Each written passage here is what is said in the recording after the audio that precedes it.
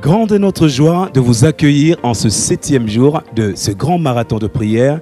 Alors aujourd'hui, nous recevons pour vous, chers téléspectateurs, la servante de Dieu Naomi Farani, avec qui nous allons parler du pouvoir du temps. Shalom, servante de Dieu. Shalom, homme de Dieu. Comment vous allez? Dieu nous fait grâce, ça va très bien. Alors, première question. Quelles impressions avez-vous par rapport à ce jour? Je signale que vous êtes la première oratrice dans ces grands marathons de prière. Alors, quelle impression avez-vous par rapport à ça? Merci beaucoup. L'impression première de faire partie des premiers orateurs, à l'occurrence d'être la première oratrice dans cette convention, c'est d'abord qu'on a plus senti la responsabilité de poser les bases, parce que pour les 30 matins, alors que c'est sa première semaine, nous sommes encore à la genèse de cette convention. Alors l'impression ou les ressentiments qu'on a eus, c'est plus la responsabilité de poser les bases fondamentales qu'il fallait pour que le peuple de Dieu continue à comprendre et ait une idée claire sur ce dans quoi nous sommes engagés durant tout ce mois. Alors, je signale ici que vous avez apporté la parole en ce jour et vous avez tantôt évoqué une citation que j'aimerais lire. Le temps crée une certaine dissolution des principes et de valeurs. Fin de citation. Que voulez-vous dire par cette citation?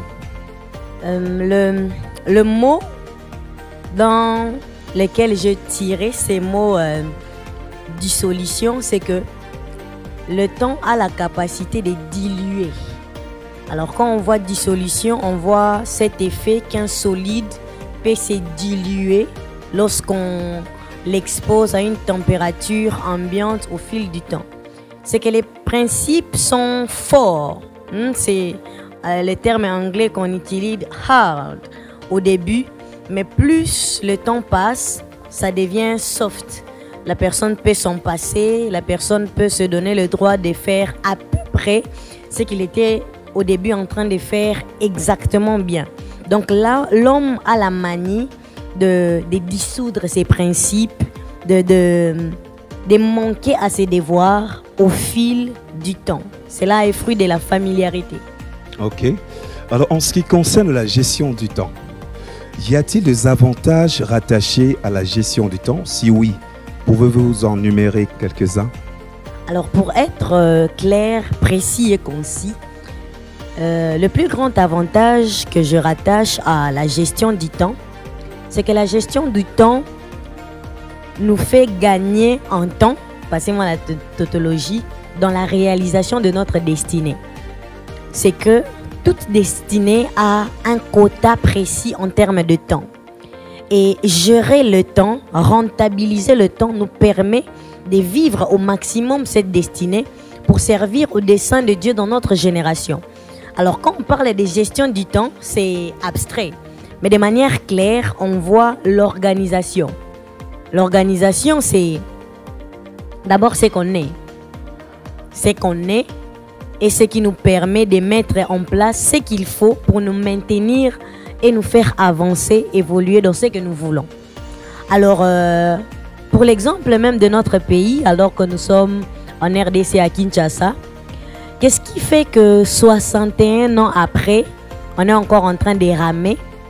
C'est parce que la RDC a accédé à l'indépendance visiblement prêt ou formellement organisé, mais sur le plan interne, la RDC n'était pas organisée fortement pour subsister au fil du temps.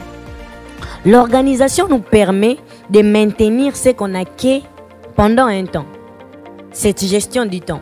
Et la désorganisation nous fait perdre de la main droite ce qu'on a reçu de la main gauche.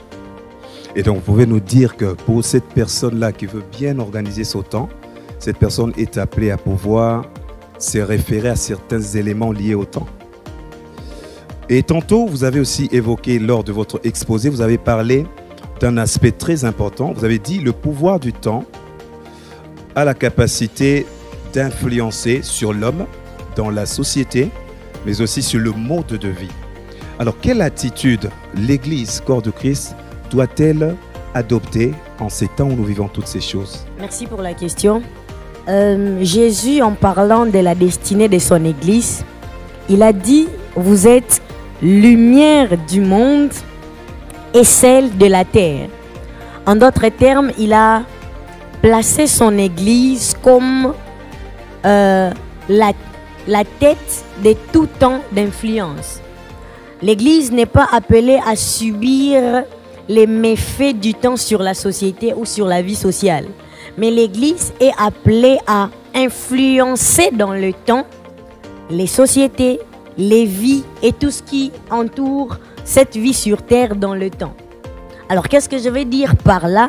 C'est que par la capacité de l'Église d'influencer, elle permet aux hommes qui constituent le corps du Christ, qui constituent l'Église, à ne pas subir la déformation du siècle présent qui est la conformité ou le conformisme.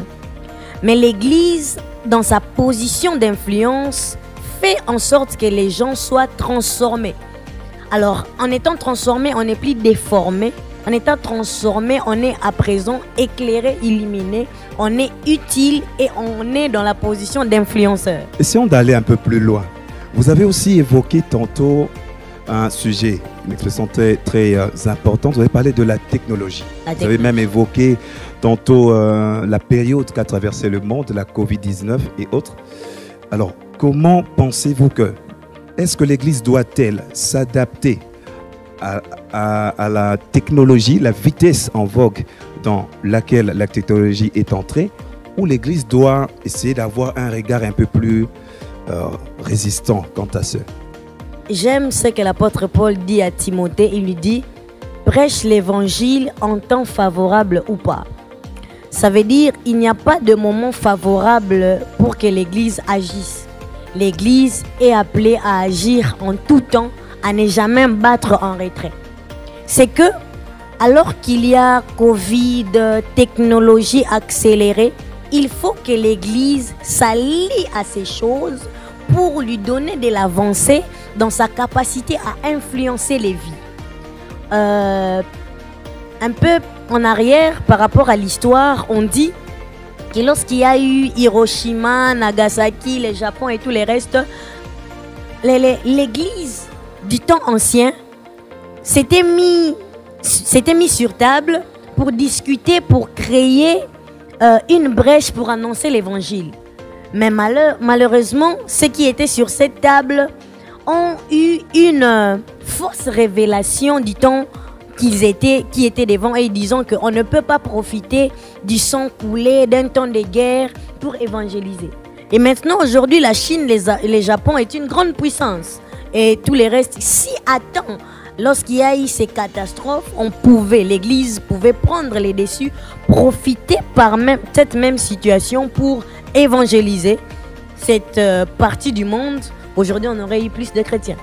Je signale ici que nous avons reçu la servante de Dieu Naomi Farani, qui est la première oratrice dans ces grands marathons de prière. Nous sommes en train d'aller vers la fin.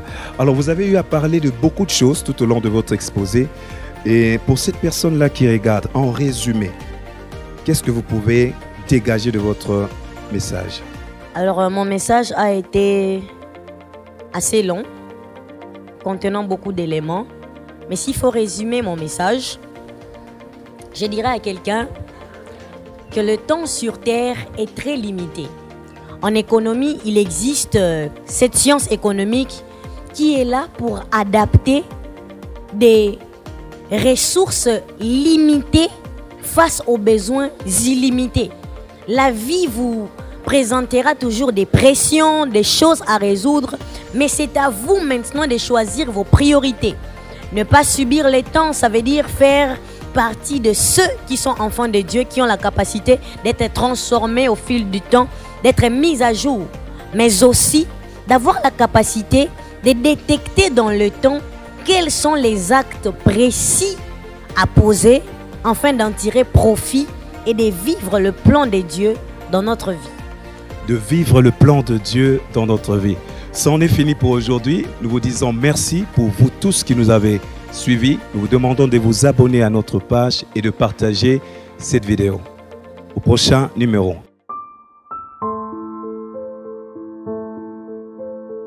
Shalom, moi c'est le pasteur Marcelo Jérémy Tounassi de l'église La Compassion Limitée Kinshasa. Les 30 matins, c'est vraiment une longue histoire avec Dieu.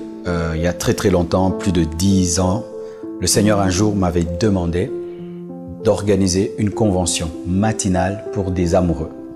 Et c'était vraiment quelque chose d'étonnant pour moi parce qu'en ce temps-là, la plupart des conventions avaient lieu le soir. Et le Seigneur m'a dit, fais-le. Et mes amoureux viendront. Et c'était pour moi une révélation qu'il y a des assoiffés de Dieu capables de quitter leur lit et de chercher Dieu pendant 30 jours dans le froid, tous les jours de 6h à 8h. C'est une convention des amoureux de Dieu, des amoureux de la parole, des assoiffés de l'esprit. La vision, pour moi, c'était d'abord d'obéir à Dieu, faire ce qu'il m'avait demandé. Mais aujourd'hui, c'est de déclencher un réveil. Et d'ailleurs, c'est pendant les 30 matins que nous baptisons le plus de gens, que nous gagnons le plus d'âmes. C'est déclencher un réveil, engendrer des âmes pour Jésus-Christ, les affermir et les former pendant 30 jours. Et c'est devenu une grande source de croissance de l'Église. La mission que Dieu nous a donnée pour les 30 matins, c'est pendant un mois, insister sur un seul message, un seul thème et le faire entrer dans les cœurs des fidèles. Parce que des fois, lorsque nous prêchons, après 2-3 jours, les gens oublient. Mais lorsque plus de 10 orateurs, plus de 15 orateurs ont redit presque la même chose, ça laisse une trace spirituelle dans les cœurs.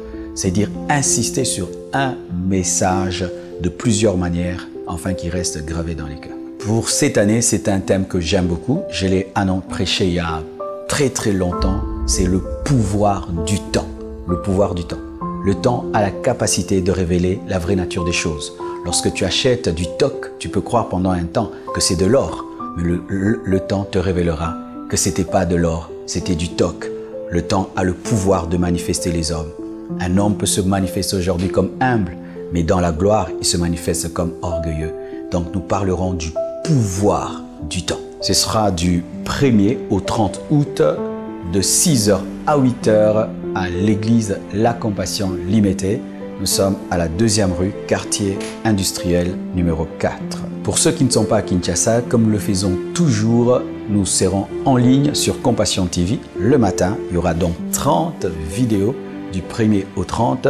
Déjà, soyez connectés à 6h du matin et vous aurez tous les messages, même sur notre page Facebook, Pasteur Marcelo Tounassi.